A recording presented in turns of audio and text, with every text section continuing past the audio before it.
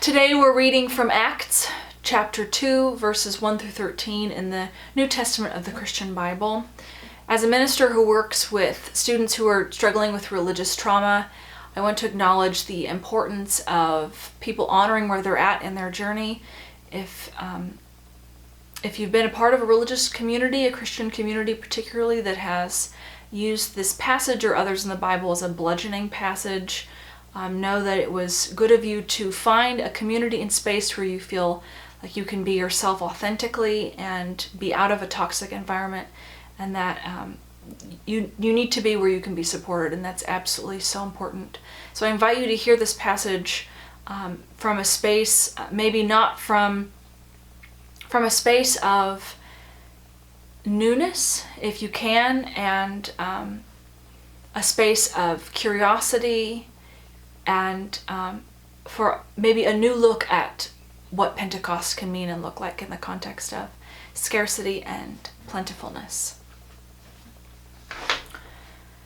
When the feast of Pentecost came, they were all together in one place.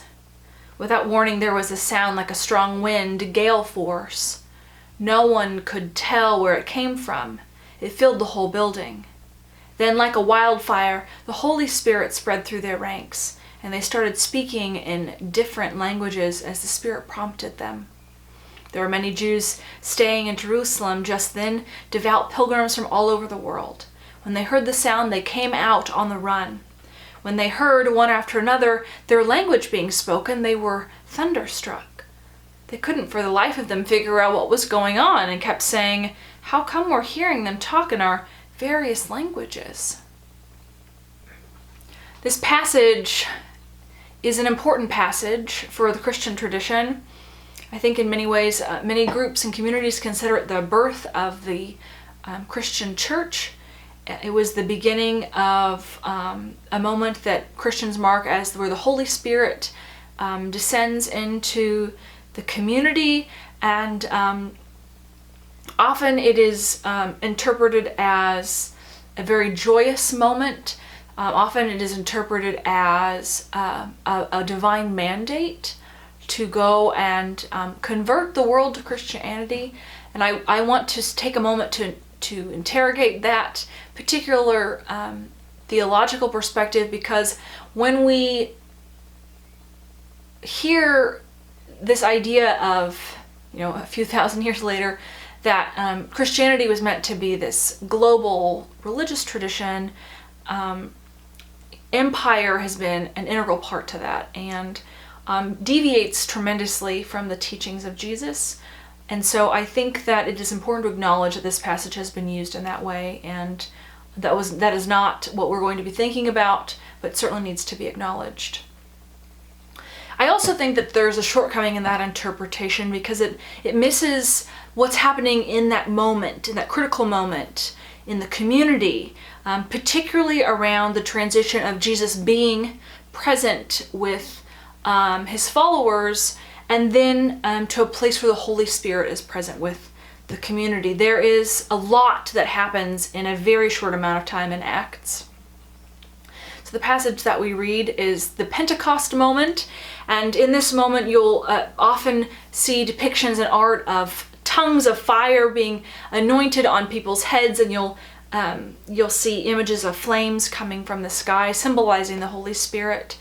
And I think that moment is this moment of recognizing that there are people from different backgrounds and languages and positions in life that are kind of standing next to you as community and neighbor. And so many people's eyes were opened to that in this moment of Pentecost. This is an important moment, not only because of kind of this recognition of what it means to be in a community that is bigger than what you might have imagined, but immediately preceding that, the community is in a space of fear and concern, because Jesus has, in some traditions and passages, ascended into heaven, and others he is no longer with them. And what it must be like to follow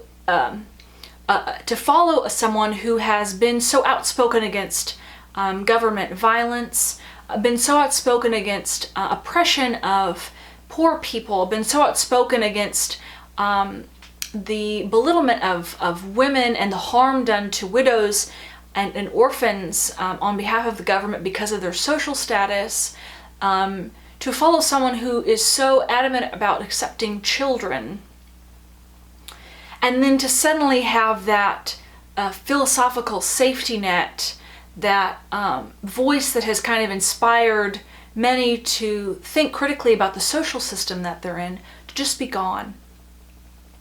And when that happens, you kind of have, I like to think of it as having a couple of options. One of those options is to live into this moment of fear and to say, what are we going to do? We've lost what we had. Jesus is not here presently with us. He's gone. Everything is going to fall apart. We have to save everything we can. This is kind of, let's lock down on what we have and preserve it for all it's worth. And I think of that as a scarcity mindset.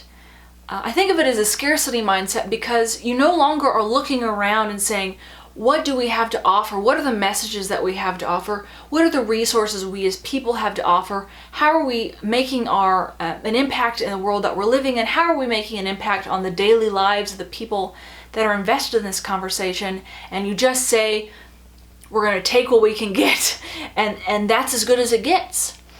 This looks often in organizations like churches or other nonprofits. A scarcity mindset is looking at your budget and saying, we don't have enough to survive. We're barely making it by. So there's nothing we can do to be innovative. There's nothing we can do to reach people in new ways. Living from a place of scarcity is saying, oh, we're on this team. How can we take care of what's happening in our bubble? And we're not going to look around and look for other team members. We're just going to take care of what's happening immediately in our space. Panicking when the numbers of our congregation are as high as they were 10 years ago, and focusing on that. That's looking at what you don't have. That's being afraid of what the next thing can be. That's not looking at the resources that you have as people. And whereas when we look at this idea of plenty, when we look at this idea of having enough, what does that mean? Well, that's the beauty of this Holy Spirit moment in Acts 2. We see people looking around and seeing, oh, we have enough. Jesus has been talking and preaching and telling people there's enough in our society to take care of folks. Why aren't we doing that? And so what we see in Acts is not a moment then to turn towards preservation, run and hide, he's abandoned us, we're moving. No, we look around and we see this moment where people say, gosh, we're from different places. And the people I'm standing next to, they have something to offer. And I have something to offer that I didn't realize was there. But because I have the sense of having enough and of being able to move on to the next thing, we come from a place of plenty. And for me, that is an important part of this passage. What does it mean to be people who have enough? What does it mean to be someone who is invested in sharing what I have? Even if it's not $1 million, even if it's not as much as I think I should have, what do I have as a person? What do I have as a community? What resources do we have? Because they're here. And how can we build teams from that? How can we look outside of ourselves and find folks that have this plenty mindset with us? And so when I think of this passage in Acts, I don't think of the empire building. I don't think of the ways that harm has come to people. I acknowledge that that's a part of the history of what's happening, especially in interpretive moments.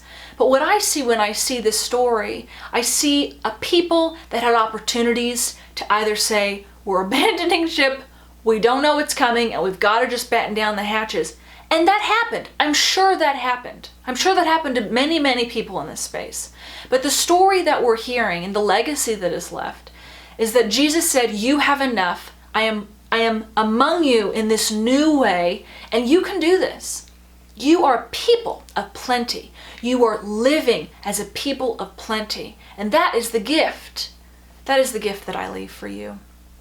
And that is the challenge and gift that I think that we can think about as community. Where are we living into scarcity? As organizations, as people, where are we living into moments of plenty? And what does that mean? How can we do better? How can we invite this fire of plentifulness into our space? And how can we model that in our world around us? And I know that will continue to be a part of what's happening here.